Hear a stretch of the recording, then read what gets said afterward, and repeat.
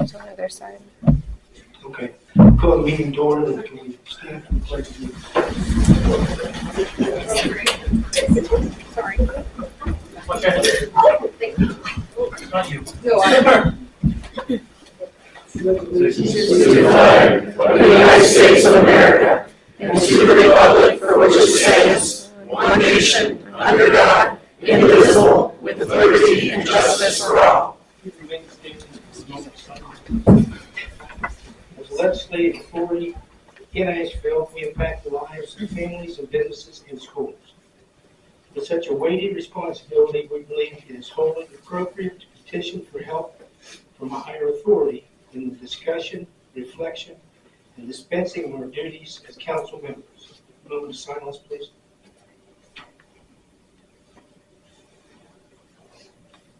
You may be seated.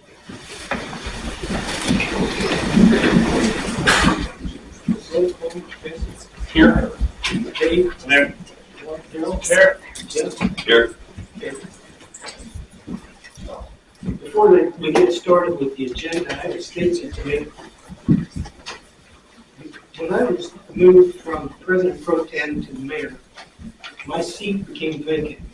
Basically, it can stay vacant by law if I want to go back to that seat, but it's not feasible because my term ends December 27th, which is the same as the mayor. So I'm relinquishing my seat, so we have two vacant seats. So first of all, the order of business, if I call Ron Teeters forward, who is an elected council member, I'll swear him in.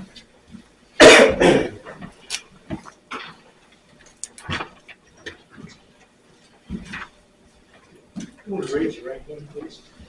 I state your name.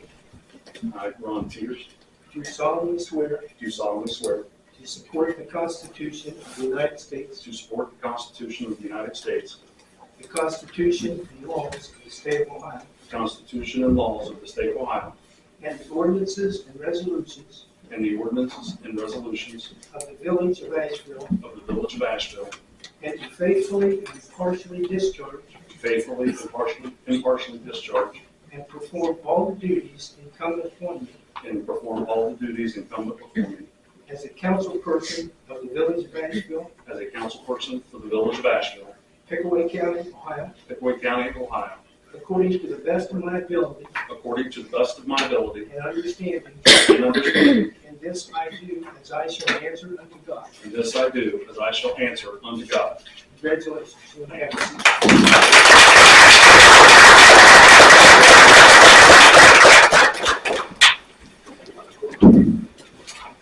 Now, the next order of business is relative to the open seat. And we have conferred with the solicitor a couple of different times. And December 15th, we interviewed applicants, and there were two applicants that were left. And so if council so wishes, they can appoint that other applicant, which is Jeremy Scobie.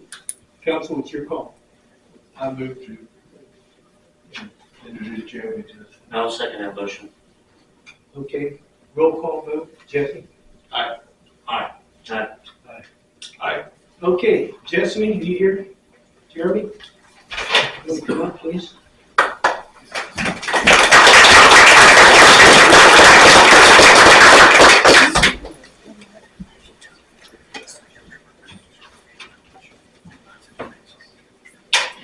Okay, you want to raise your right hand and repeat after me. I state your name. I, Jeremy Scobie, Do solemnly swear do solemnly swear to support the Constitution of the United States, to support the Constitution of the United States, the Constitution and laws of the state of Ohio, the Constitution and laws of the state of Ohio, and the ordinances and resolutions and ordinances and resolutions of the village of Asheville, of the village of Asheville, and to faithfully and impartially discharge and to faithfully and impartially discharge and to perform all the duties incumbent upon me to perform all of the duties incumbent upon me as a council person of the village of Asheville, as a council person of the village of Asheville, Pickaway County, Ohio, Pickaway County, Ohio, according to the best of my ability and understanding, according to the best of my ability and understanding, and do this as I do, that I shall answer unto God. and do this as I do, as I shall answer unto God. Congratulations.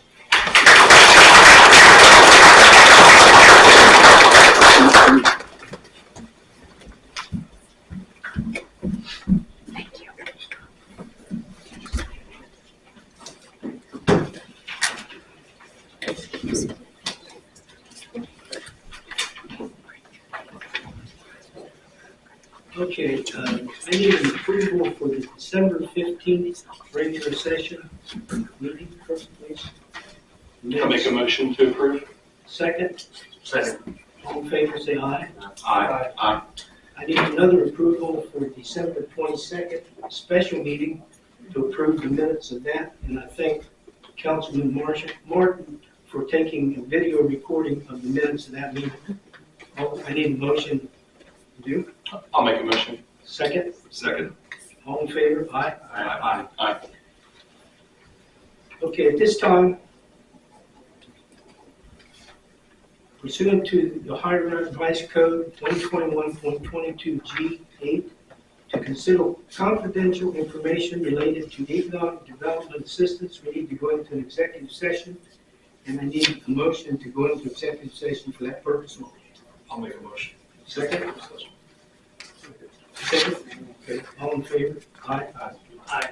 What is the executive session for? That is to confer with our attorneys, and he will explain it there, it's for economic benefit. And I need Attorney Aaron Glasgow and Village Administrator in the meeting with us. Mr. Mayor, if I could, as we go in, I would move that we need to keep this narrowly focused and brief, as we have a very long agenda. Right. Do the best we can, okay? Let's go.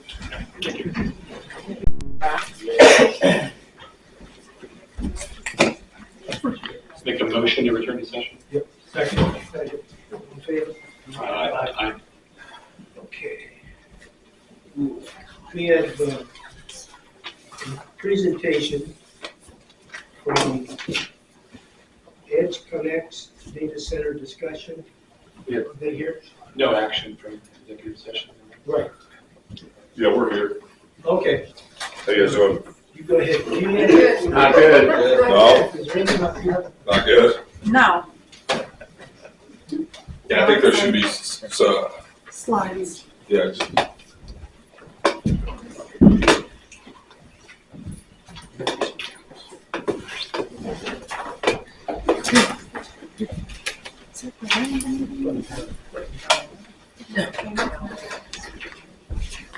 It doesn't get This is Jeff Harlan.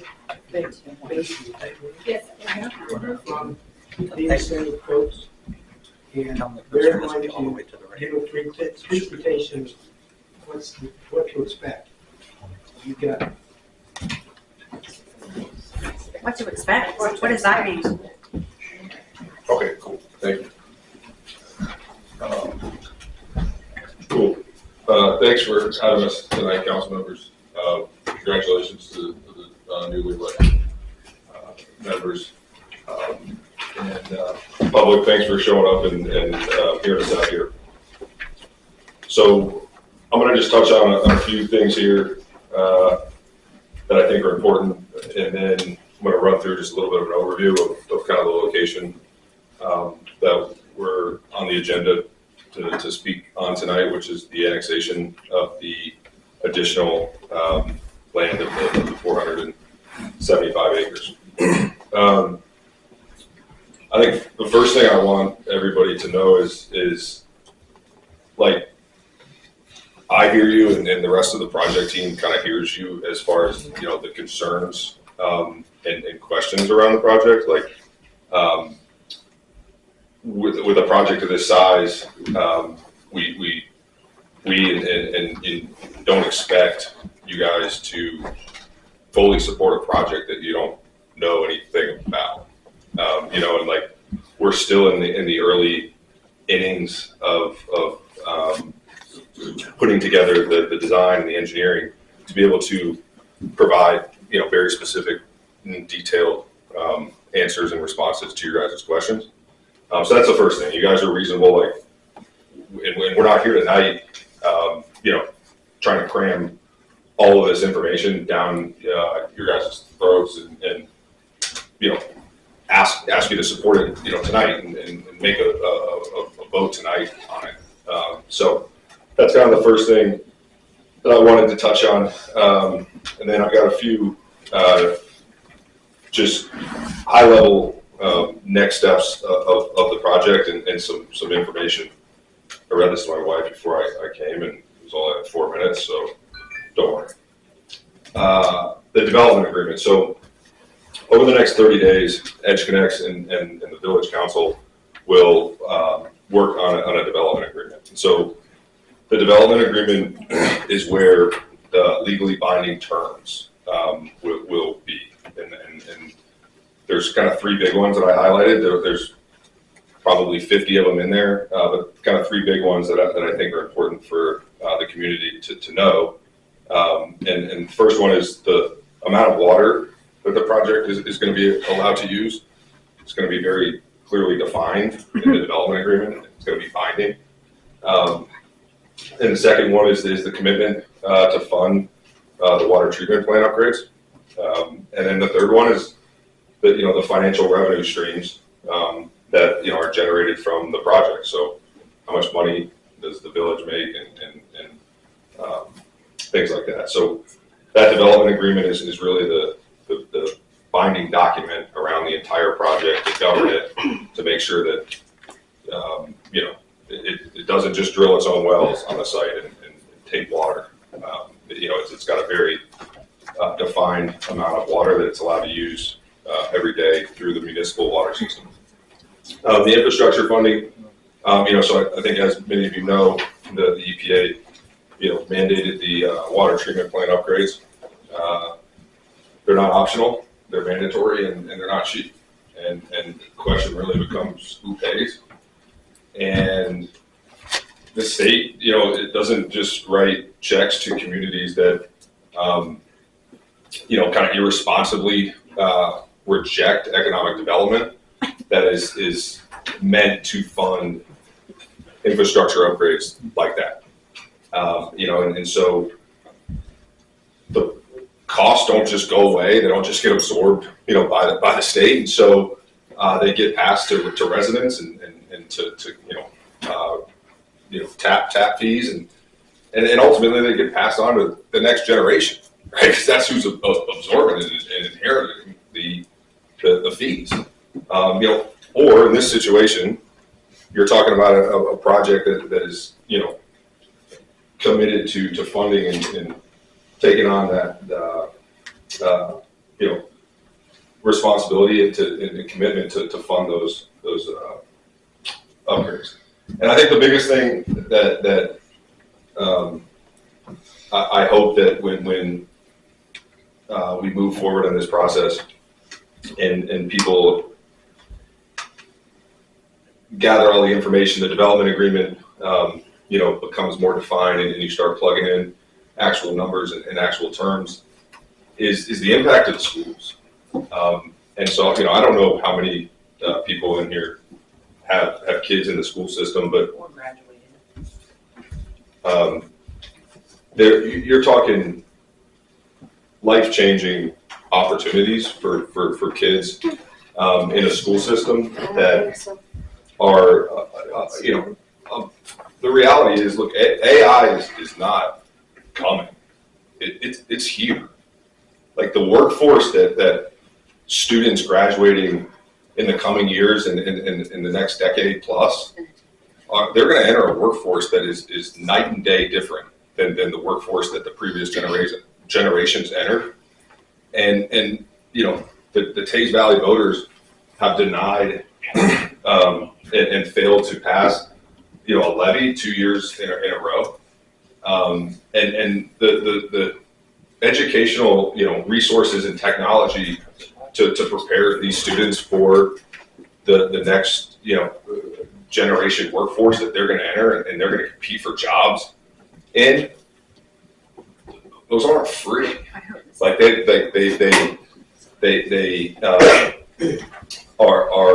are communities, there are school districts in this state, and there are school districts across this country that right now have secured funding and are actively implementing programs, technologies to prepare their students.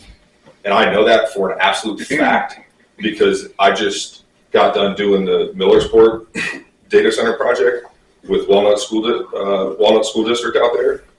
And there's a new gymnasium being built, and there's millions and millions of dollars going to new technology and new educational resources to prepare these students.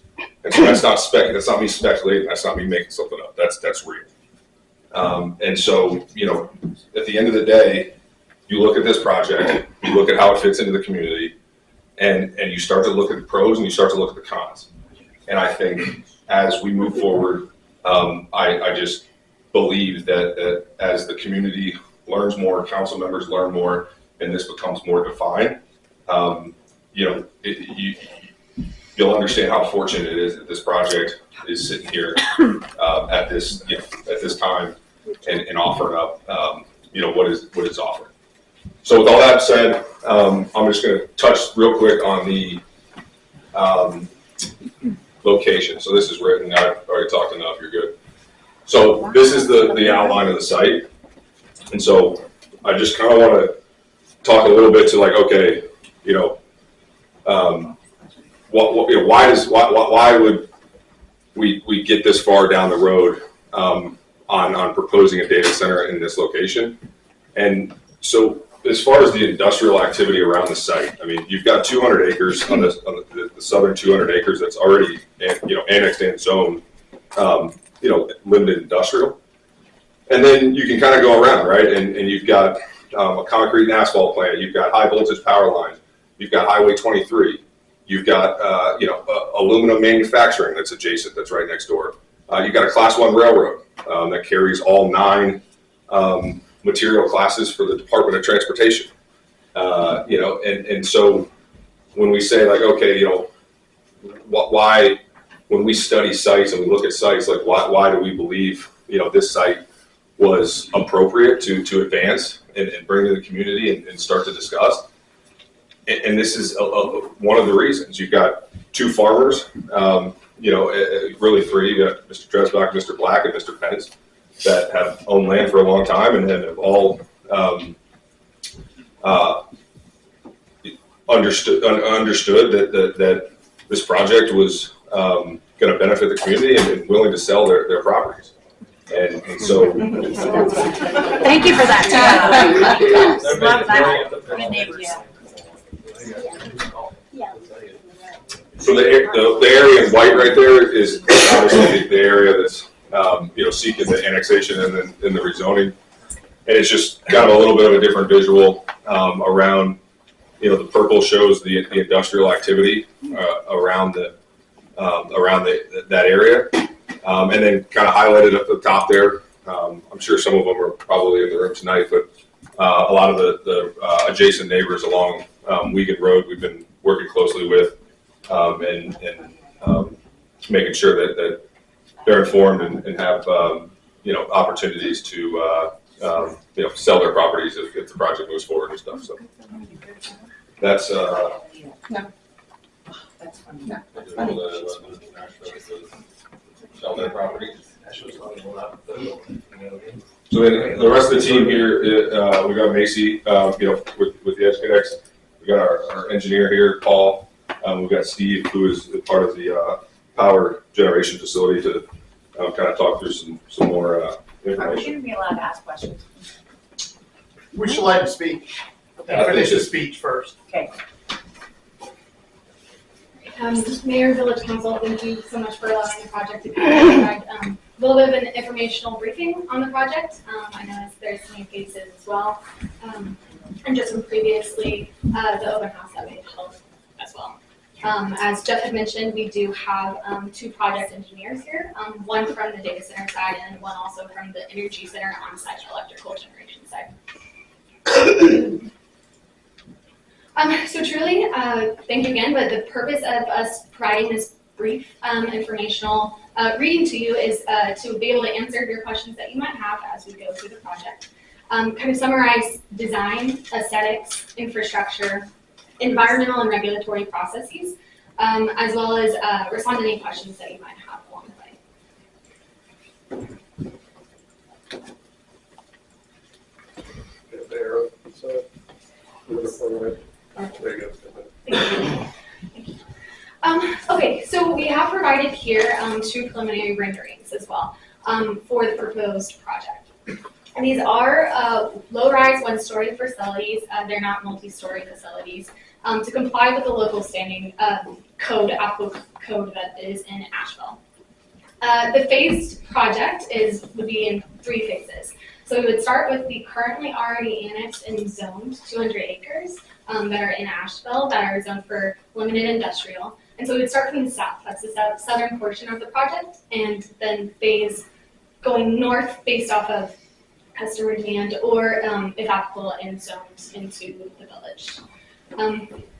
Primarily what we have to work with from ODOT, and of course the village as well, is like primary access into this site. So our proposed primary access would be along State Route 752, and that is the lower rendering that you see is an entrance. It is well screened by foliage, primarily evergreen, so that it's all covered year-round with screening to the facility. Additionally, from electrical infrastructure, we are planning to bring our own on-site natural gas generation to the facility. So that would provide all of the support that we need to run and operate the data centers. We would not be pulling from the utility grid and infrastructure that's provided by SCP or South Central Power or by Buckeye. I'll stop there for a moment. Is there any questions? How far is the setback of 752?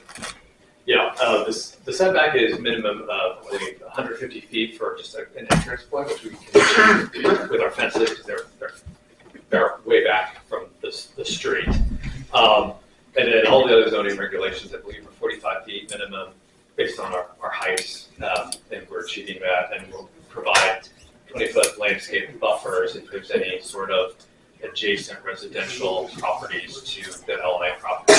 So we've looked at all of the setbacks along the property boundaries to make sure we're achieving those. So do you have mounding, is that right? We would do mounting in a lot of cases. It has a lot of advantages, not only just for line of sight, but also I think probably some of your concerns have to do with acoustics, and that has a significant advantage to deflect noise and prevent that from hitting residential properties. Did I read one of the New Albany projects where there was some kind of exterior walls, soundproofing walls put up? Yes, sir. Is there anything Yes. like that here? So absolutely, and that's something that we can, we would also discuss with the village, as site design is 100% approved by you. Also for noise levels as well, that is regulatory based, so permitted by Ohio Power Siting Board. They do manage that and they do that, so we are beholden to what OPSB approves of for the generation. And yes, there is sound attenuation that we would be happy to look into to mitigate additional noise. So in regards to the power generation, so you'll be using natural gas, is that going to be provided by Columbia Gas? Still, those contracts are still being developed right now that would most likely tie into the Tallgrass pipeline. Okay. So, How many other projects have you guys completed with using natural gas as a power generation source? Sure, so we have, we actually do a project that is fully operational. It's a 100 megawatt natural gas generation facility in Dublin, Ireland, so it is abroad. And then we are currently in construction right now in New Albany, Ohio, for 2 energy centers. Roughly, those 2 combined is about 336 megawatts. How long has the Dublin one been operational for? I believe it's been operational in some way, shape, or form, honestly, since 2017. But it's been upgraded to that full capacity Macy was mentioning in the last 2 years. So we won't see any power changes in the rates there, but I mean, what about natural gas? I mean, would the residents see an increase in natural gas costs? They would not. So we actually would provide the funding for the infrastructure for the gas to come to the site, as well as we contract very specifically with the capacity and the molecules that come to the site. So we hold the cost, and the taxpayers don't see the burden of any increase in natural gas.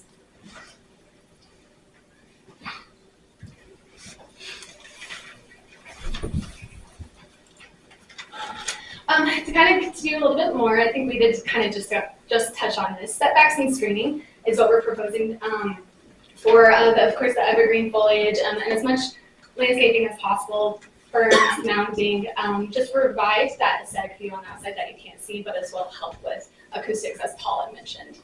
These are 2 additional renderings here that are conceptual, of course, based on final site design that the village would approve.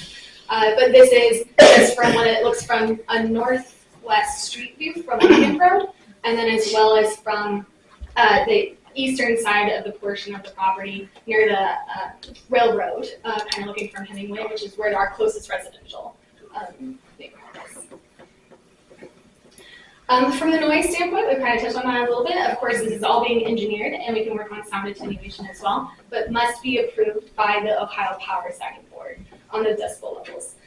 To comment on that as well, once the project is operational, we have to monitor our sound noise, and OPSB does come and do regular checks on all of their generation facilities that they approve. So you must hold to that decibel level, or they are things that we have to mitigate on our side if it's not held to that decibel level. So is that fines, or what is that exactly? But, I would have to check that for you, but I would be happy to bring it back to you. Okay, yeah, if I get several meetings, if it's just a fine, you guys have money. And a lot of times they do 100% make sure that you mitigate the risk, if that's construction upgrades, infrastructure upgrades to the equipment itself. And then I think we touched on this, but from a local, state, and federal permitting process, not only the data centers, but the energy center, all of it does have to go through all of the required approvals. So the village itself, also at the state level, and then also from federal permitting, such as the Ohio EPA, when it comes to noise and air quality. Stop here for a moment. With regards to the noise, when it comes to whatever level it is that you're trying to stay under, what do you do about for frequencies that are below auditory levels, things that are like below 100 hertz? Yeah, so that would come into adding attenuation of some sort to the equipment directly, or adding walls, like you mentioned before.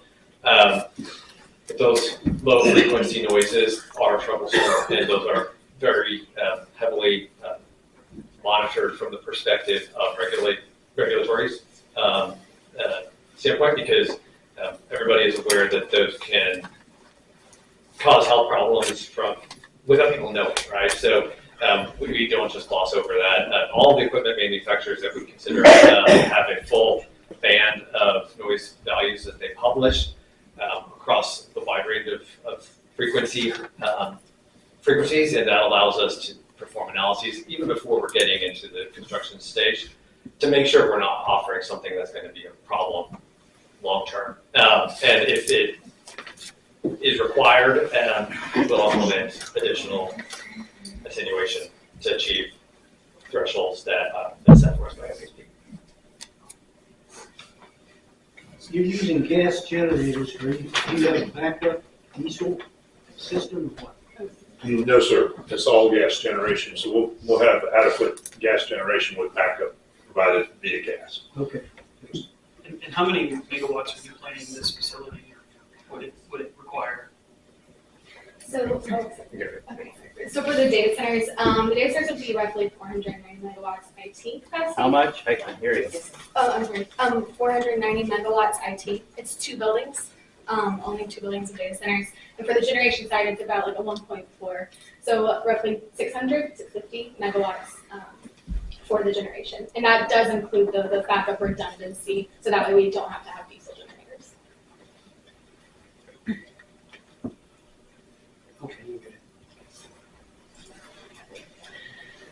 Okay, so this is actually just a high level of what we would propose as a phased plan. As you see in the light blue, that is blown up to the right-hand side of the screen. That is the 200 acres that's already been annexed and is zoned limited industrial inside of Ashville. The remaining acreage that is in the yellow and in the green are the remaining acreage that is being discussed tonight as the first reading for annexation. So we work from the south portion of the property and then build towards the north. I have a question. So long term, so let's say the annexation isn't considered, we don't approve that. So when it comes to just the 200 acres there for the Dressback property, is that a confirmed project, or is it continuous of the other 3? Or? It is a confirmed project. Yes, it is. Okay. So it's coming. And then, so going back to the developer agreement, so if it does truly just end up being the initial Dressback property, is there still a developer agreement that would need to be established for that property? For the first phase, no, there wouldn't, but there could, the pilot would be discussed, the payment load of taxes. That would be one that we discussed. The development agreement would apply to all 3 properties if the future phase 2 and phase 3 were approved. And that's truly because it just hasn't been annexed and zoned. For it.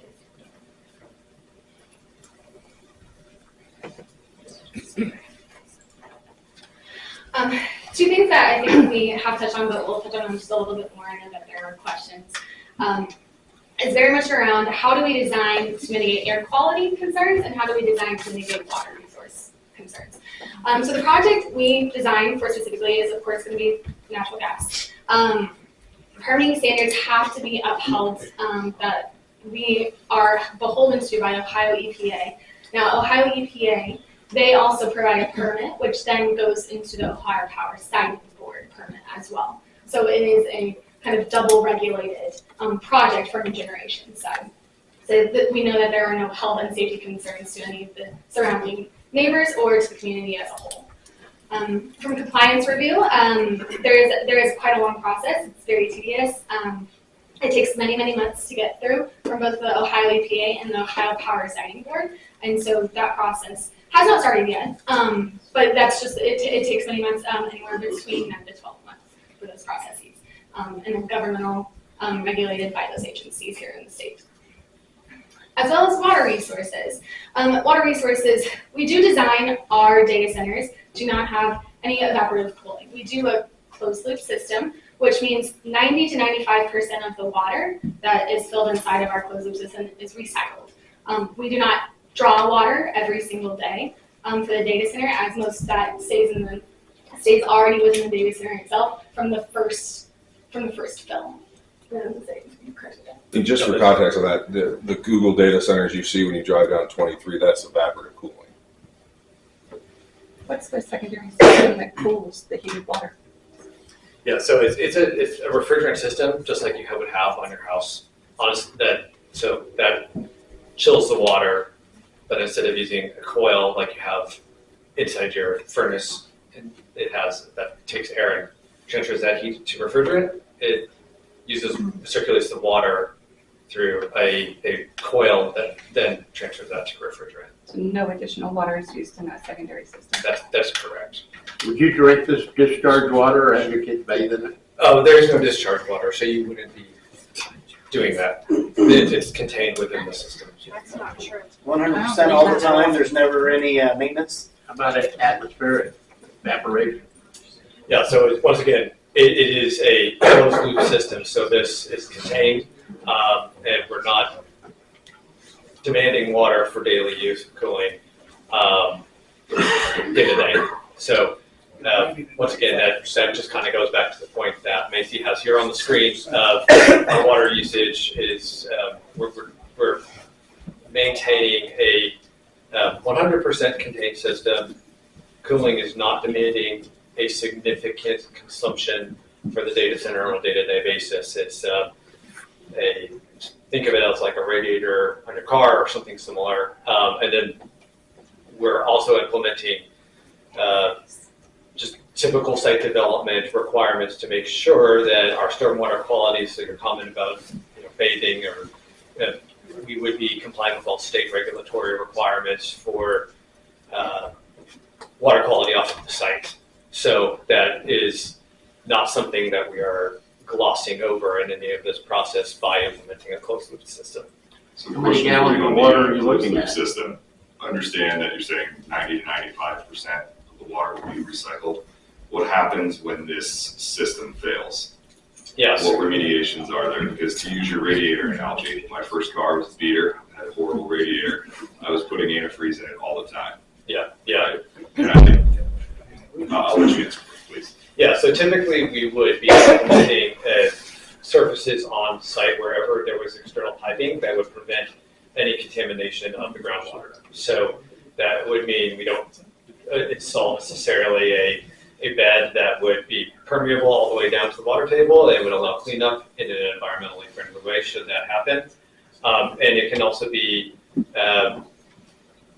monitoring of the system. is also, these are heavily monitored systems. So if there is a leak, people are responding instantly to isolate that leak and prevent a massive quantity of fluid from escaping the system in the first place, because that would have disastrous impacts for everybody. So it is a 24-hour monitored system, and then there are detection systems in place to make sure that that gets picked up and addressed quickly, and then it can be cleaned up relatively easily speaking, and once again complying with the regulations from the state level. But in the meantime, you'll be drawing municipal water, right? This is Not when you're not that- gonna shut down operations. No, that would not happen. So there's no plan to have a, let's say, full-size fill that would offset a burst pipe. So if, let's say there's a pipe that bursts, somebody hits it with a truck, that water is essentially lost. We're not saying we're filling this up continuously until that hole is patched in the pipe. There would be, let's say, a refill, perhaps, of once that pipe was isolated, and you could say, okay, I need to put in 30,000 gallons, which relatively speaking is not that much for an industrial site or even an office building. That might happen in a very drastic failure scenario situation, but that's not expected to occur. We plan for those worst case scenarios, but we're not sizing a water supply to the site to have that occur on a regular basis. So that would take hours to fill that up. So back to what you were saying about the 90 to 95%. So there's 5 to 10% that is going somewhere. Right? So what's happening with that? Yeah, I mean, I think that's talking about accounting for also just the general operations and office elements of these sites. So as the data center as a whole, there still is a large, let's say, server room component, and that is primarily served by this closed loop system, or it is entirely served by this closed loop system. There's also an office component where there are occupants of these buildings, and that would have occupancy varying between 30 to 100 people at any given time, and so you have to account for that water consumption and discharge off of your site. And then also if there's any sort of cleaning, because these, like your air conditioner at home, they have coils and will get filled with cottonwood, so you have to go out there and spray it with water to keep the performance of the system functioning how it should.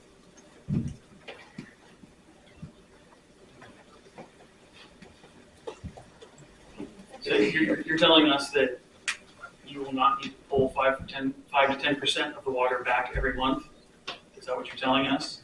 Not to fill the closed loop system. That 5 to 10% is basically saying I am demanding water for functions that are ancillary to the data center cooling system.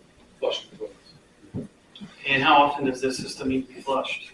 It does not need to be flushed. So they will. It's closed loop, so they'll treat it with a salt when they do the initial fill during construction and inhibitors. So the water itself is at that point chemically treated to prevent it from developing bacteria or anything in the pipes. So it's not a system that you blow down. So like thinking again of the Google example that Jeff mentioned earlier, you don't have a blow down process because there's not environmental contamination entering the system for any intended reason, right? It would have to come back to the car situation where somebody plowed into it, and then you might have a section that has to be flushed in an emergency scenario. You have full-time people, one staff, watching these mechanical systems, monitoring them Yes, 24/7. 24/7.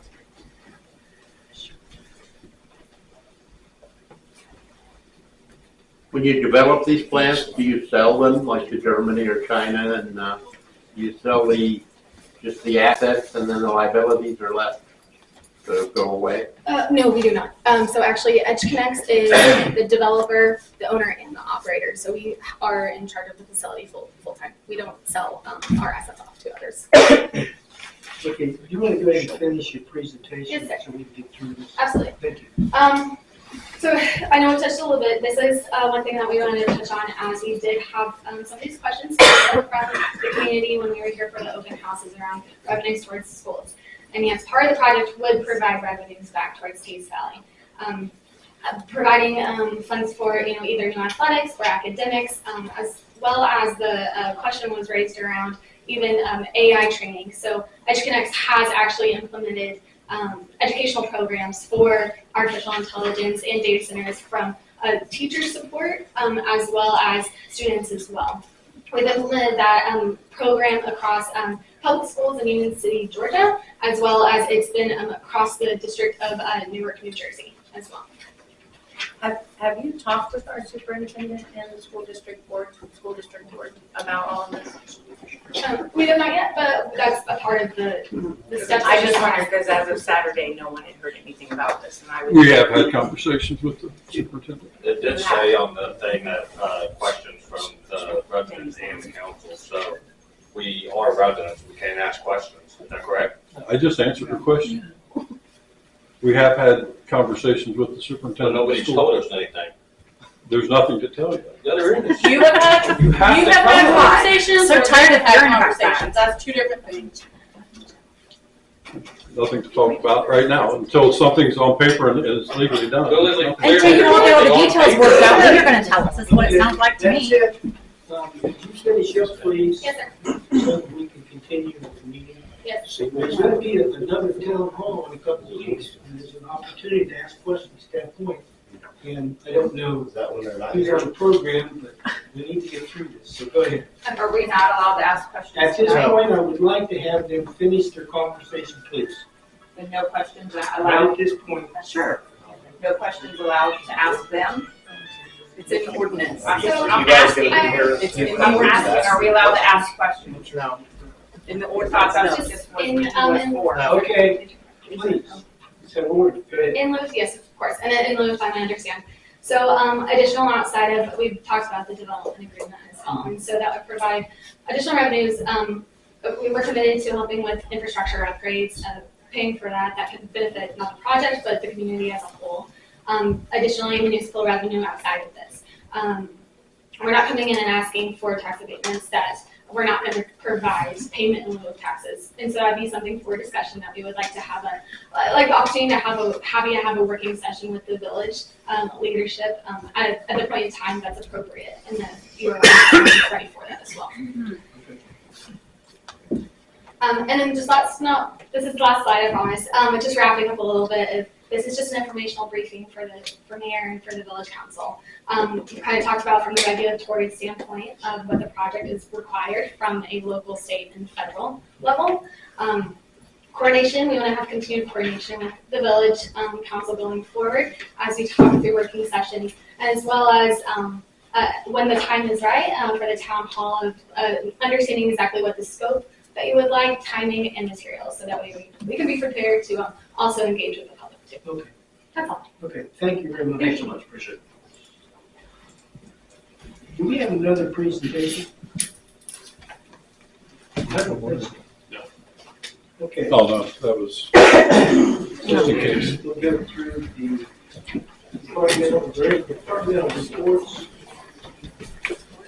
Water. We're good.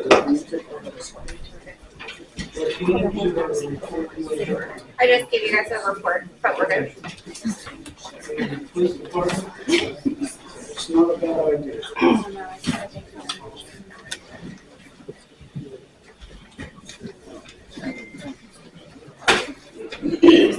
Okay, so we have some ordinance to go through here.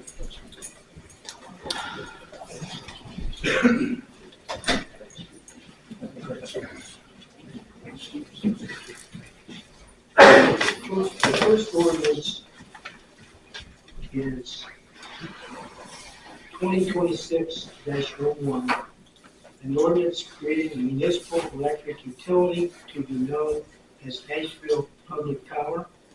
And this is just the first reading. We want to have a motion for the first reading, which will be entitled. I'll make a motion. Second. All in favor? Aye. Okay, Okay, this is an ordinance creating the municipal electricity utility to be known as Ashville Public Power, and this is to aid the village in the future.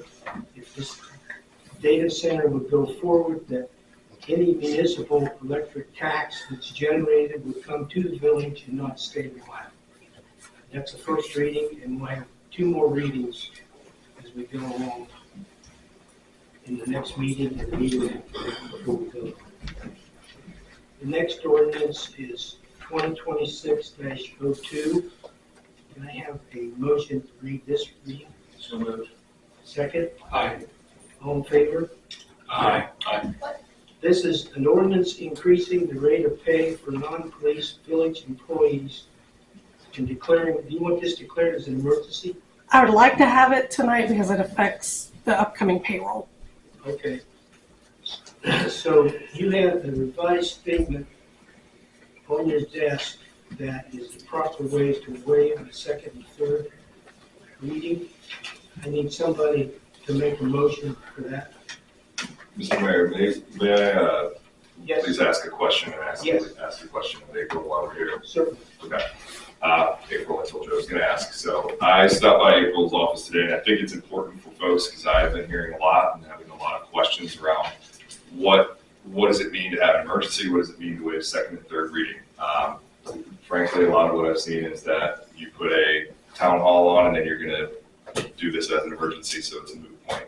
April, would you mind describing how you described to me today the difference between reading something as an emergency or adopting it as an emergency versus waiving second and third reading? Just briefly. Yeah. So adopting as an emergency puts it into effect immediately. If it's not adopted as an emergency, we have to wait 30 days for it to go into effect. Not everything needs to be an emergency. Sometimes things need to be, if we need to take care of things quickly. Anything that's of significance will go through its 3 readings, and you'll have the opportunity to have all those readings. Sometimes we move things a little quicker, like this is affecting people's payroll. That's why I'm asking to have the second and third reading waived, because most of your legislation is going to have 3 full readings. But occasionally things come along that we need to take care of immediately. But things such as this annexation, that's going to have 3 full readings. But this one, without getting too far ahead, the next one also will be an emergency because the Ohio Revised Code updated their laws on the credit card policy. So to comply with Ohio Revised Code, I'm going to ask that that one also be, the second and third reading be waived and passed as an emergency. You good, Jim? Yeah, I appreciate the clarification. Thank you, April. And as I mentioned earlier today, I think it's just incumbent upon us to make sure that not everything is an emergency, because if everything's an emergency, nothing is. So we just need to be judicious about leveraging that. I understand every case where it has to be. So I need a motion to waive the second and third reading. I move so. Would you like to read the statement? I move to waive the second and third readings of the ordinance resolution and declare ordinance resolution. That's the ordinance 2026-02. Declare the ordinance resolution, state the number, 2026-02, as an emergency. Need a motion, we got the motion, need a second to that motion. I'll second. Vote, Jesse. Aye. Ron. Aye. Aye. Aye.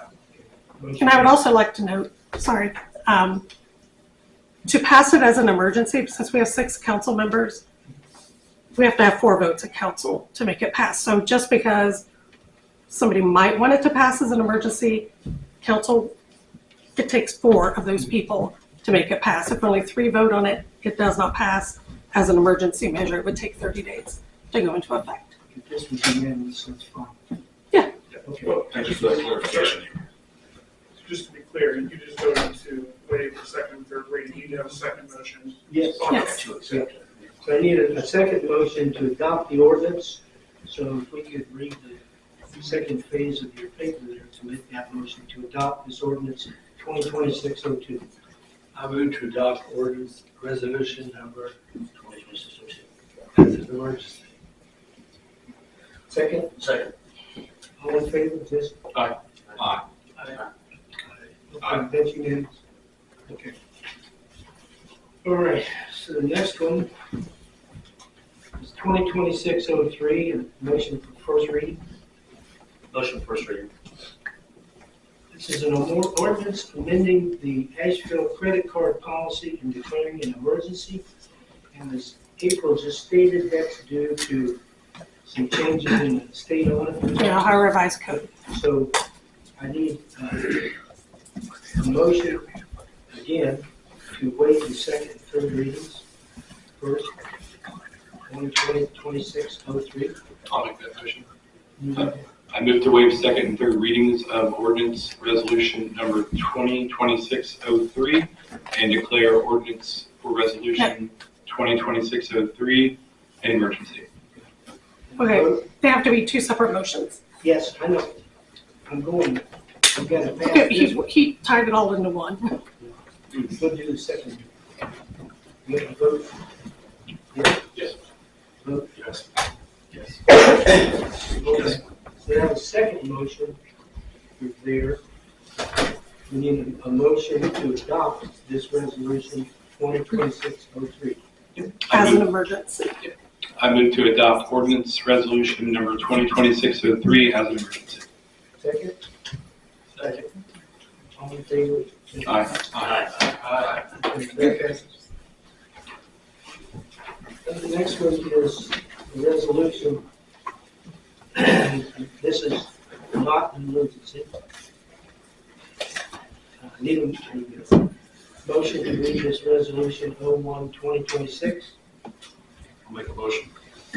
Second. Second. And we'll vote. Call the vote to read the first reading for this. Yes. So just to be clear, we're just reading it. There's no motion to approve. It will take 3 meetings. It will take 3 meetings. Aye. Aye. Aye. Okay, this resolution is accepting the petition for annexation of 485.957 acres from Harrison Township to the village of Ashville and declaring an emergency. It will be held for second reading next week. Okay. And that, to my knowledge, is all ordinances and legislation. Is that correct? Correct. Okay. Do you have any old business? Roger, last time we were in meeting, David asked me to get some numbers from Fricker Graydon as far as the economic development plans at Hickory Glen and Long Street. I put those numbers on your guys' desk earlier to show you the difference in the money. Basically, they're wanting to get a little bit of the TIP dollars in order to get the NCA because the NCA can't be forced upon people. But I need your guys' permission to enter into those negotiations with them and keeping as much in the village as we possibly can. But still giving them incentive to want to improve the NCA. Because the NCA dollars are forever, and the TIP dollars go away in 30 years. Is that just by agreement with the council? It would be, yeah, well, You don't we need a get- resolution. Yeah, I think I need, Yeah. I appreciate you sharing the numbers. There's a lot of numbers on here, and thank you for putting the NPVs. It is a lot of It's numbers. time.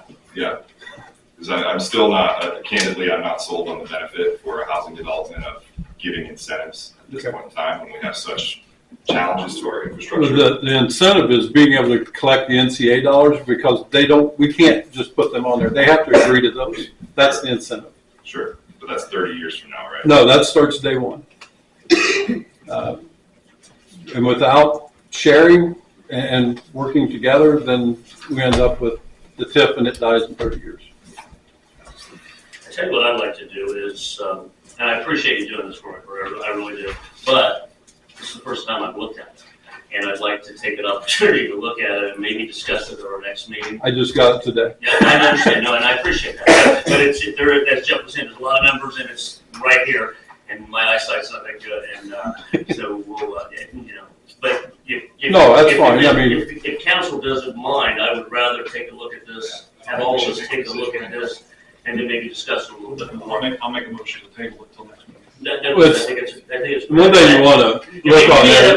We may end up going your way. One thing you want to look on there, it doesn't include the schools. The schools get their full monies. They don't get cut anyway.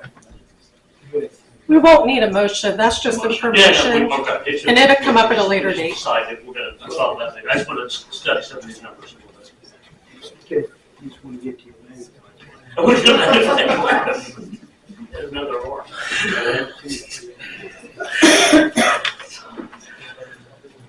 Okay, the council needs to elect a new president pro tem. And it's up to you guys to make a decision among the many members who wants to run and who you want to elect. So you go ahead. Yeah, can I just say something real quickly? I get this all the time, but I've been on council longer than anybody, unfortunately. Unfortunately, I don't know, but it would make a lot of sense, and I've been approached by a couple of members, and it would make a lot of sense for me to be president pro tem. I can't do that and continue and still work full time and do because of the contingency of what could happen. So, as far as if I had to step in and do mayoral duties, which just can't happen. I would say though that I respect everybody on this board, and I'm confident in everybody on this board now. And not that I wasn't before, but I'm confident on everybody on this board. I would. I know this is kind of a little out of the norm, and because everybody's new except for Roger and myself. I would like to make a motion that we appoint Jeff Martin as president pro tem.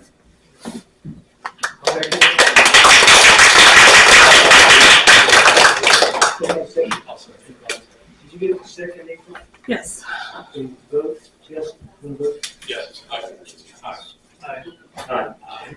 You should vote no, Jeff. Okay, thank you, Jeff. I appreciate that. Thank you.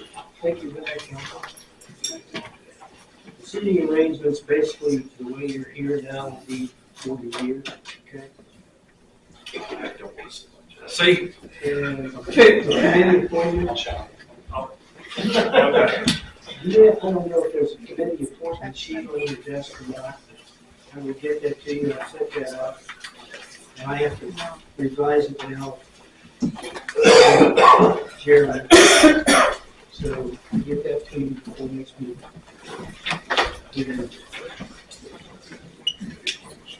The 2026 rules of council. Is that going to be printed up again, an updated version? Yeah, we can pass what's already in place, Okay. approve it. And then, as I said earlier, I'd like to look at maybe amending some of it, and you guys may too. But we can handle that later once we get to that point. But So the for approval of the tonight, rules of council is for tonight, we have to. It's an absolute have to. We have to approve that I'd tonight. like a motion to approve the 2026 rules of council. Second.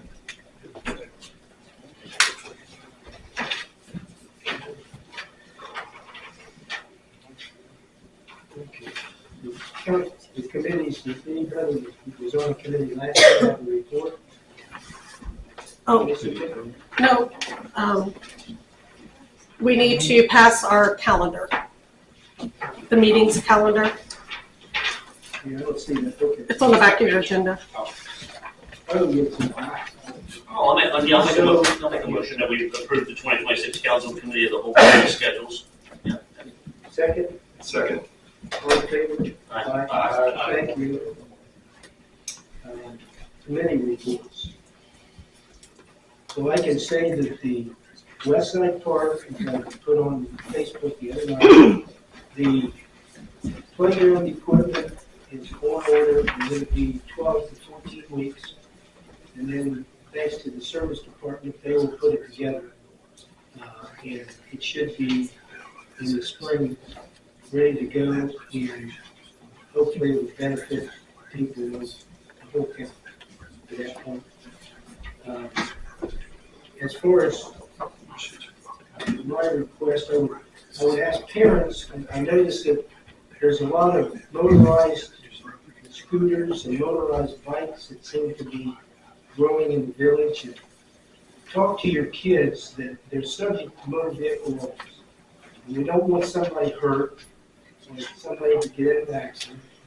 And if they're seen violating the code, they'll be stopped and given a verbal warning.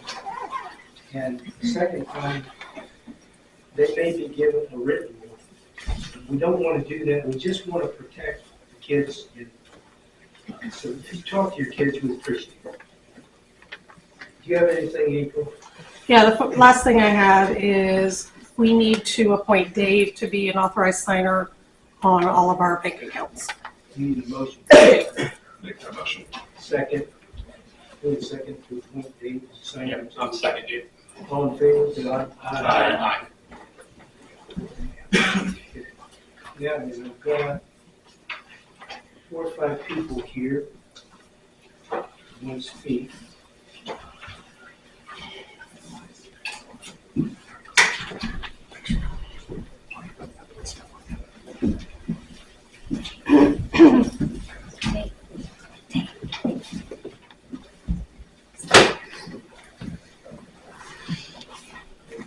Roy, I think you're up first. So I'm having Kelly Sprigg and Austin Klein. We are for Harrison Township zoning. And I'm old now, so I've got the last one to read. I have Harrison Township Chair of Zoning Kelly Spriggs, Vice Chair of Zoning Veronica Brushard me, and Harrison Township Zoning Inspector Austin Klein. We are here to speak on the annexation of the properties that are currently located in Harrison Township. The outdated CETA Strategic Land Use Plan and its Cooperative Economic Development Agreement, are the acronyms, of 2012 was approved to be updated 18 months ago by the Pickaway County Commissioners, Ashville, South Bloomfield, and Harrison Township. In 2025, it was completed and verbally agreed upon. Let me say that again, verbally agreed upon. That updated CETA use plan dictates there will be no annexation north of St. Paul Road. Harrison Township has a vision, and in both CETA plans, those properties in question are zoned agricultural.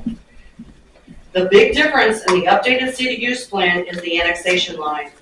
The Harrison Township trustees voted unanimously to reject the annexation of the data center north of St. Paul Road.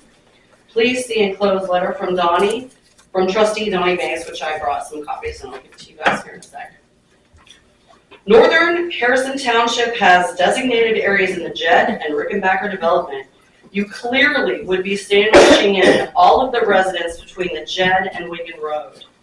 This is most certainly not the vision of Harrison Township. Warehousing and development belong north of State Route 762. South of that should be continued to be residential and agricultural.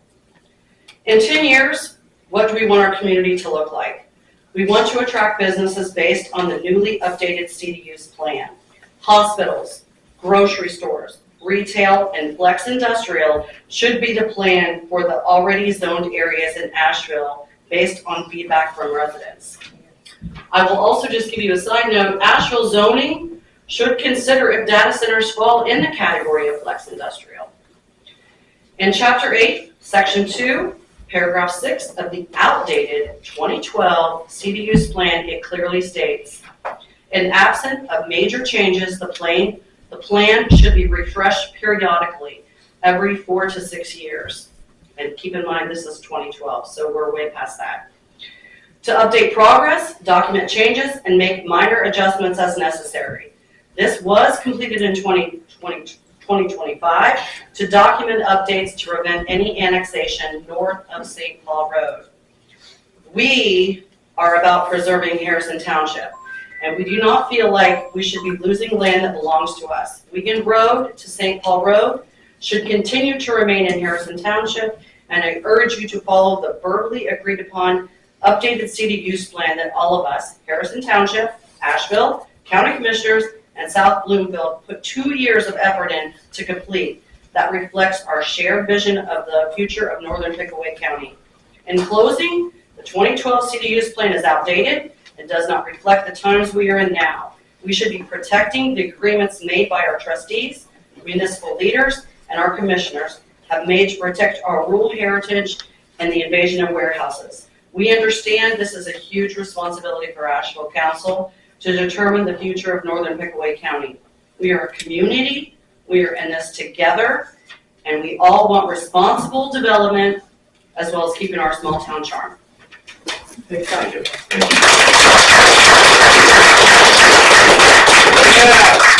you, people, for allowing us to speak. I'm not going to continue to go over the things that Rodney went.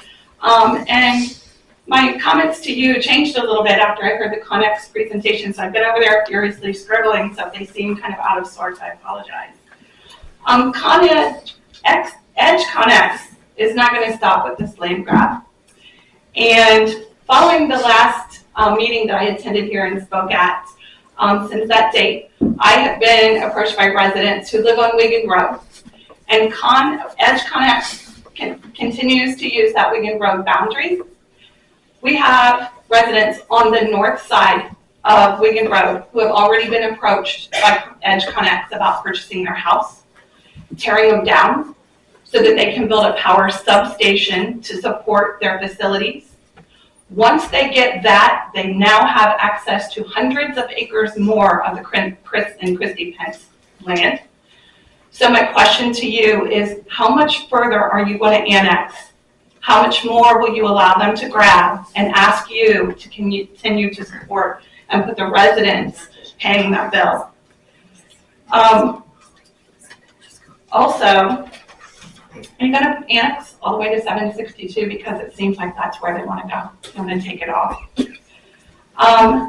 Just so you know, I read some stats before I came down here, and the state auditor has already reported that 60%, more than 60% of those mega warehouses that are coming in and given tax abatements around the state have already reneged on their promises. They're not fulfilling and living up to the bargains and commitments that they agreed to when they received those abatements. Your own village administrator at a prior meeting indicated that abatements are used as a carrot to dangle out to get business and warehousing to come into the district. Doesn't seem like we need that. They're pushing us to come in here. They want our land. Doesn't seem like we need to dangle anything out there for them. So I ask you not to consider an abatement, if at all possible. They talked about Tays Valley Schools. I totally appreciate the fact that AI is the way of the future. I've used it in my job virtually every day. I actually used it when I was crafting some of the comments that I wanted to come down here with. So I know AI is coming. Our kids will be using and working a lot differently. My mom started at Reynolds Warehouse in 1970 something. That warehouse still exists in our community, is still flourishing, still has lots of jobs. What they're talking about, we've heard 40 jobs, we've heard 30 jobs, we've heard 100 jobs. How many jobs will they really be bringing to our community? Who is going to be actually on-site working? Is it those technical jobs that our kids will need for the future? I don't think so. We're talking about people who are replacing servers, who are watching out security. It's not those tech jobs that they're talking about. And when they talked about mitigating long-term health risks, AI has really come to fruition lately with these big mega warehouses. How do they know what the long-term impacts, health risks, and health issues are going to be in our community? What is this long-term evaluation that they've been doing? And my other question is, have they talked to Tays Valley and had our schools in these abatement conversations? Why are we abating our fire and EMS services, our schools, the stuff that is important to our community? They stood here and talked about how important that was to our community. Why is that being abated? That's it. One thing I do want to say, I didn't get a chance to say last month when I was here. As a citizen in the area, I do want to thank you for listening to the community, hearing their voices. I do also want to thank you for the great things that the community did and the village did to support the holidays in the community. Thank you for decorating the park.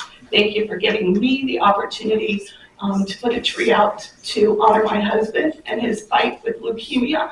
And so, sorry to get emotional about that. But it's my way of 1 year, 1 day a year, one time a year to honor his memory. So thank you for allowing me to do that, and I hope you continue with that effort every year. Thanks. Kelly.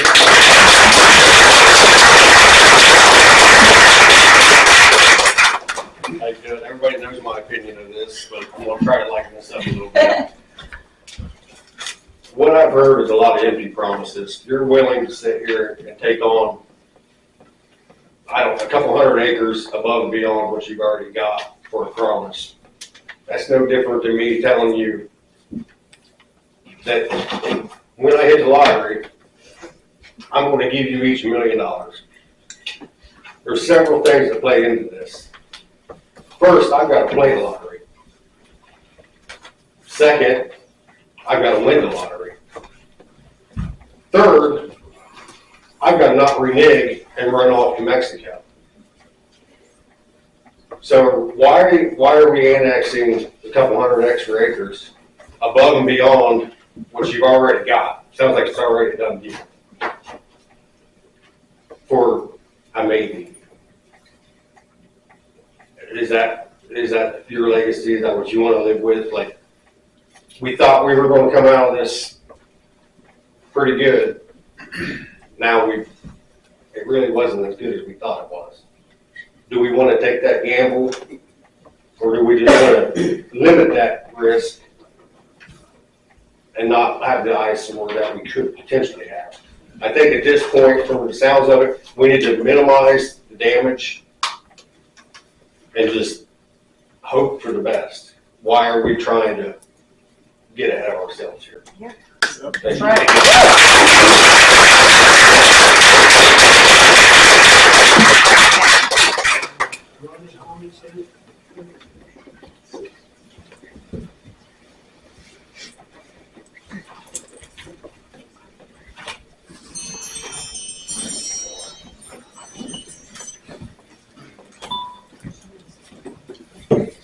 Thank you for listening to me. This is the first time I've been to your town council meeting. I also, for the first time today, heard that south of 752 is already in this, they already are planning to develop it. Why has the neighborhood that is right there never heard a word about it? That's right at the end of my street.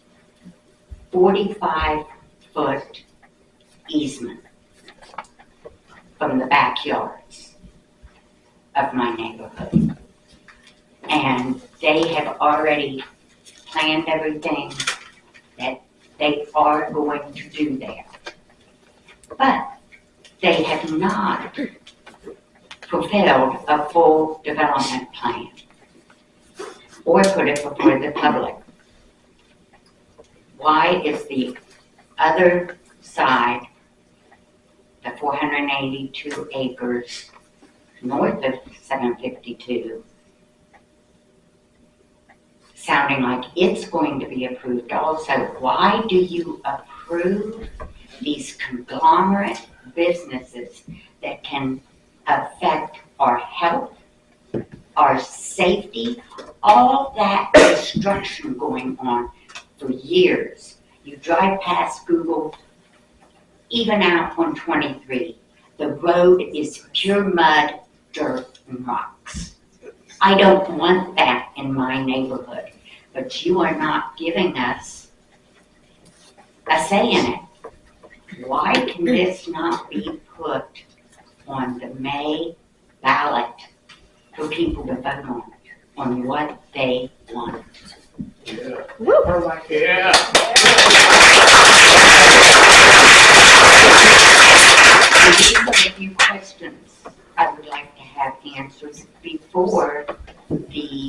annexation of the other 482 acres is approved. Why did you have an emergency special meeting to call a 180-day moratorium on data centers, which you made it sound like, okay, we can relax for 120 days before we have to do anything with city council, which meant people would just let it go. And instead, the request for the data center rezoning had already been received just a couple days before that meeting. So basically you pulled the rug out from under us. Last week, Channel 4 had an article on an EPA, on that the EPA is considering allowing data centers to dump their wastewater, and when they say, oh, there won't be any wastewater, let me finish this first, into public water, streams, ponds, and as he stated, underground sources. Oh, we'll have this big, like leach field, like you have when you have your own sewer, and it'll filter down into the water, and the water will be clean by the time it's down there. That's not what happens. I grew up on a farm. I know what happens when you put Tordon on wild roses to kill them. It stays forever. Everything is poisoned.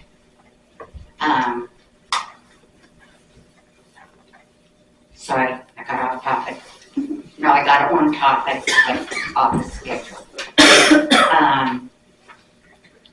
They didn't say what, they said they could put up barriers to noise. Okay, you put up a barrier here and your house is here. That covers it. Your house is over here, it's coming over the wall, just like the wing of an airplane. And you are getting the noise. You are getting the light. You go past Google at night, the lights are blinding. The noise is deafening. And even on 23, you still hear it. So what is going to keep this from ruining my neighborhood?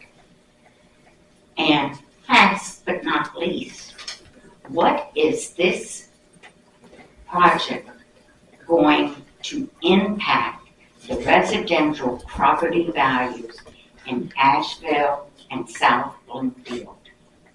The communities need to come together as a whole because the property from south of 752 to Weingard affects South Bloomfield greatly.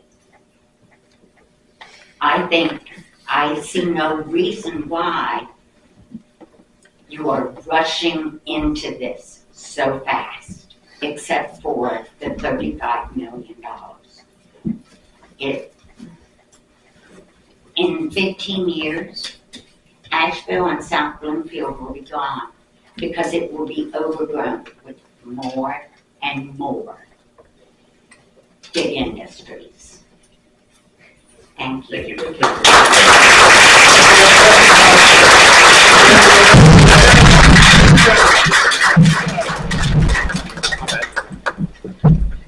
Move on, guys.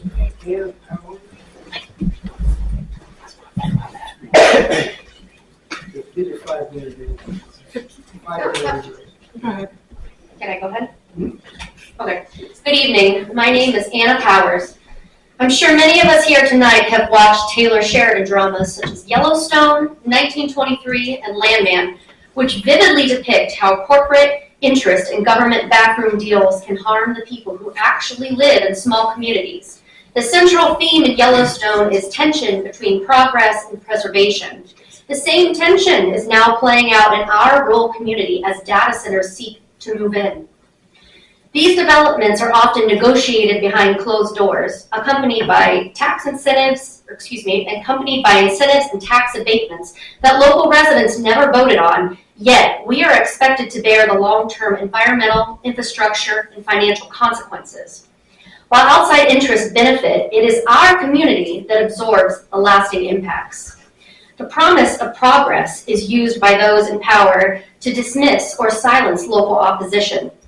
We hear familiar phrases: this change is inevitable, this is the future, it will bring jobs and money, and there is nothing we can do to stop it.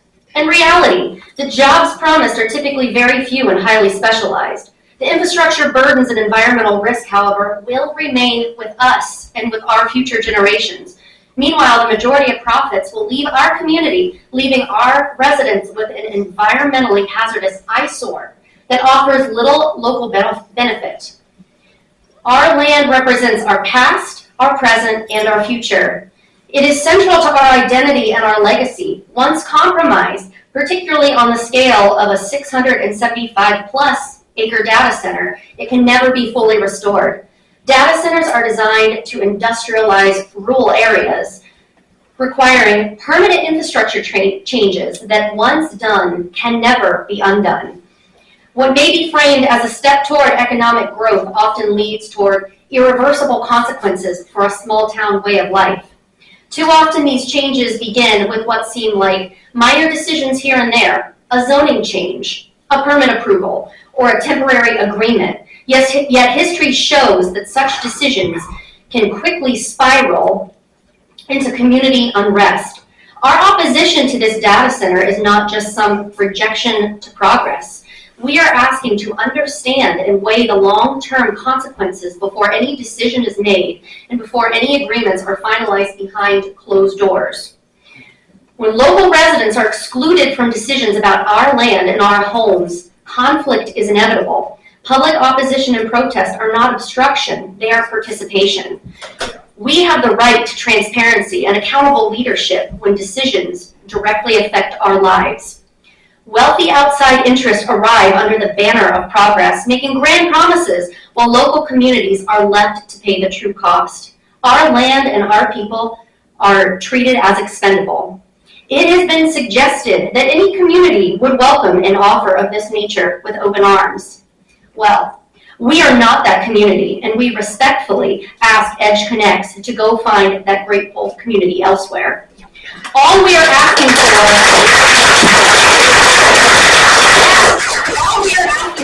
is a genuine voice in what happens in our community before any deal is done, and I certainly hope we're not too late. Thank you for your time.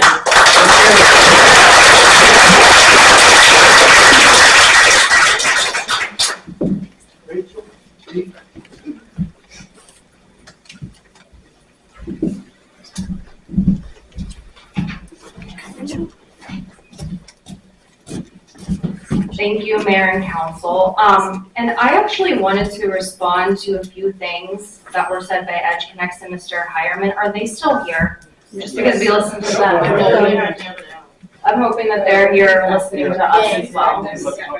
Okay, I just want to make sure they hear what we have to say. So just to respond to a few things, with all due respect, I think that we know what is best for our community and our kids more than you know what is good for our community and our kids. You mentioned that this would be good for our kids and their school system. We do not consider a massive data center and 700 acres of concrete less than a mile from our schools to be good for our kids and our school system. If this is so great, then I ask, why not build it next to your home? Thank you.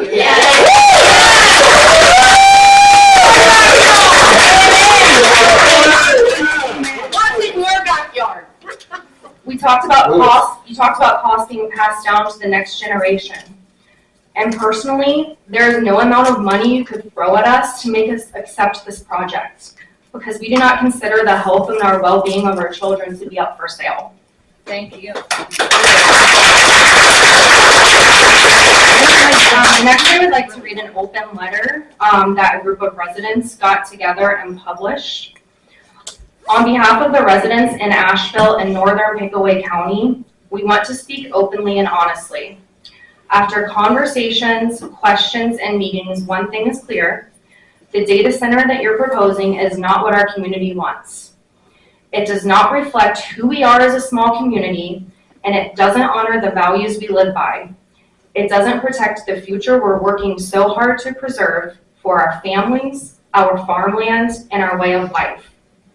We have heard from hundreds of people that they aren't just worried, they're deeply concerned about what this project means for our future. Despite your company's promises, we feel the risk of constant noise, enormous power and utility demands, and the industrial footprint would change our landscapes forever. So let us be clear, but with respect, Asheville does not want this project. The residents here do not need this project, and we will not welcome this project. We're asking that you and the investors behind this effort to truly hear us. Find a location that makes sense. We will stand unwaveringly to protect the place that we call home. Thank you.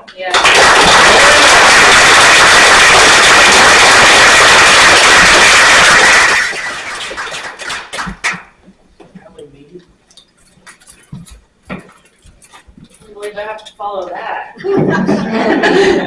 My name's Allison Mead. I live at 11 East Main Street here in town. I moved to Asheville like 5 years ago, roughly, and the thing I love most about this village is how safe it is. I grew up all over Ohio, but my adult life I've lived in the Columbus area, and the biggest draw for moving to Asheville was the sense of community and the safety. I feel like that's changing a lot, and I'm going to tell you why. So I've been a Columbus firefighter since 2013. I'm speaking on behalf of myself and not my employer tonight, but my background and my experience is in public safety. So that's what I'm here specifically to address, the security and public safety risks that data centers that they bring to a community. So I am on the K-9 team with Columbus Fire, have been since 2020, and we're part of the Fire and Explosives Investigations team. In 2020, I went to some training down at New Mexico Tech, and it was a class called Incident Response to Terrorist Bombings. I was in a class with other firefighters from all over the country, and I became really good friends with the group from Nashville Fire. In 2020, the Nashville Fire Department dealt with a bombing in downtown Nashville. The person that blew up his RV with himself and his dog inside, his goal was to damage a major telecommunications facility, disrupting internet and emergency communications across multiple states. He succeeded in that. The rare thing that occurred during that bombing was that he got on a PA system and blasted that he was going to do this to protect innocent bystanders, but he absolutely damaged infrastructure and caused a lot of issues within that community. And Nashville is a huge city, obviously. We're a really small town. In 2021, the FBI stopped a plot to bomb an Amazon Web Services data center in Virginia. The suspects believe the attack would severely disrupt internet services nationwide. You guys may think that this is outlandish, that I'm talking about terrorist attacks in the village of Asheville, but I assure you it's not. These are only two of the thousands of attempts that have occurred. You just don't hear about them in the news. Eventually, someone's going to be successful, and I just don't want it to happen here in our backyards. We already have a couple of huge terrorist targets within 4 miles of us. One's Rickenbacker, and the other one is this massive Arsenal One Anduril defense company that's going to be building drones and missiles within 3 to 4 miles of where we live. We don't need a third, and we don't need it to be in our backyard. I moved here because of the sense of community, which I love and adore. I bought the old Fortner building to build a community space where people can come together and learn gardening and learn art classes and learn welding. And I feel like all of this development that's happening is taking us backward, taking us the wrong direction. There's no concern for the citizens' safety and health. And that's exactly what I'm trying to build here, is a sense of community and safety and health and wellness within the community. And it's just been such a huge disappointment to see all this development happening without considering all of us and the children that live here. So thank you for your time.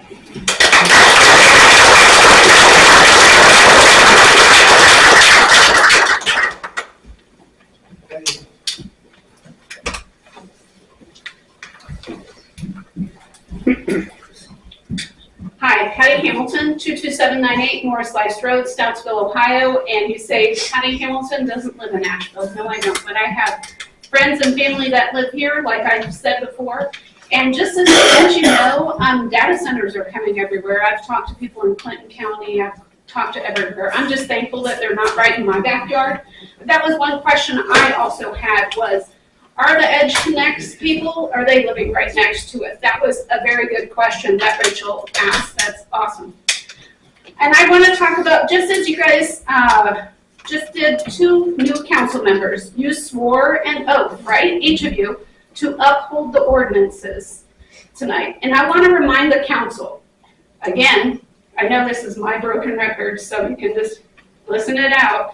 Ashville Code 1181.01, developers must pay the entire cost of water, sewer, stormwater, and utility extensions. Asheville Code 1181.02, improvements must be built at no expense to the residents or the village. Please remember that, because that's not happened. And it all is supposed to be done before they even are contracted. So how many of these people from Edge Connects people here live near a data center? We don't know, and they probably don't. So based on the Edge Connects, what they have said, they said they're going to have 30 to 100 jobs. Is that really helpful to the community? Maybe. Does the contract that they are proposing, are these jobs going to be for Ohioans, or are they going to bring in people from other states?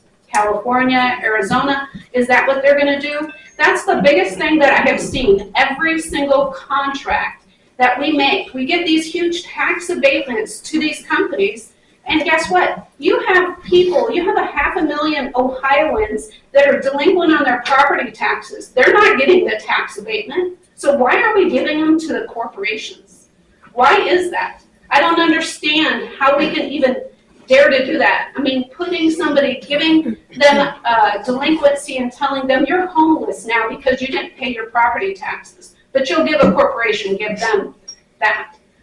So who is going to ensure that the contracts are upheld through quality assurance inspections and compliance? Those are some things that you need to think about. Who's going to do that? That is a requirement. That should be a requirement. That should be on the top of your list, because that will safeguard the community and you as well. And the last thing I want to talk about is quantum computing. Quantum computing is using quantum mechanics for complex problems, while AI uses machine learning. I don't know if you guys already know this, but they are saying and projecting that quantum computing in 5 years will overtake AI. Do you think this facility will be done in 5 years? Because if it's going to take it over in 5 years, you're going to have a bunch of cement that people are going to look at in Asheville. So I say to you, please vote no for this data center. It is not good for us. It's not good for anyone in this community at all. Thank you so much for your time.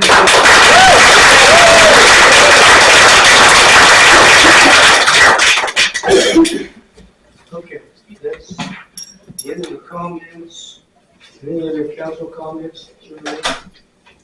I have a motion I'd like to discuss.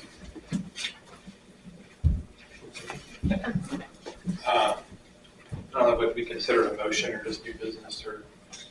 I don't know what it is. Yeah. So I move that the village council formally refer to the Planning and Zoning Commission the task of studying and evaluating the potential addition of data centers as a conditional use within limited industrial district, and to prepare recommended zoning code language, including any necessary definitions, supplemental development standards, and wastewater and infrastructure criteria for council's consideration. Have a motion? Second. Should this not go to solicitor to review first? We just had this zoning approved. I was advised by the solicitor to propose this and let zoning and planning do it. So explain that and maybe refer to them. Just basically, I was told to propose it, to refer it to zoning and planning for them to put something together for us. Being Harrison Township zoning, he's right. Pardon? Being part of Harrison Township zoning, he's right. Asheville and Harrison are different zoning, but we're all family, and that's, I think your zoning should look at that. Okay, all in favor? Aye. Okay. Aye. So that'll be referred to planning and zoning. Yes. Great, thanks. Have a motion to adjourn. Really quickly, Mr. Mayor, sorry, I'll make this very brief. Mr. Hireman made a point that he'll be working with council over the next 30 days on a development plan. I am not aware, unless I'm mistaken, of any meetings. So just a point of clarification, does that mean that he's working with, would that be Bricker Graydon as an agent for the council? I think that's More important to likely. distinguish. Yeah. Okay, because I don't want folks thinking that we're having backroom meetings with this developer when we're not. So That's please, all everyone, between attorneys. it's not what Mr. Hireman said, so I want to make sure that we clarify that, so thank you. And thank you also, council members, for trust and electing the president, so thanks for maybe not. Motion to adjourn. So it's a second reading next week. Wait, what'd you I'm say? sorry, what? Did you say something, April? I didn't. We wanted to know when the second reading is going to be taking place for this, The next council meeting. 2 which weeks. is 2 weeks. 2 weeks from today. 2 weeks from tonight. 20th. 2 weeks. I do have one Before the question. motion to adjourn, I want to thank Ron and Jeremy for being willing to come up here. Kelly has a question. I do have one quick question, Yes, Mr. Mayor. They, piggybacking off Mr. Martin's question, there's a lot of adjacent property that will remain township property. So when they talk about discussions of buffering and all of that, will the town, they talked about the village being included in those conversations. Will the township be included in that since it is adjacent to township property? I mean, I can't answer that for sure, but it makes sense to do it. You know, I would just like to, it's like throw that out front there. end all these things. We do have But a it lot but it of, only makes sense, Kelly. yeah, we do That- have, that- it's gonna Because apply to a we lot have of to be my cooperative with one another. period. Sure, yeah, absolutely, thank you. Can the meeting in 2 weeks be held in a larger facility so people aren't in the parking lot? We're required to do it in council chambers. How about a feed so they can see and hear? Hopefully by the next time, there will be a live stream set up to where people can That'd actually be see. nice. Hopefully. We're meeting with people tomorrow, try to get that done. Yeah. Short chair. Motion to adjourn. I'll make. I'll make.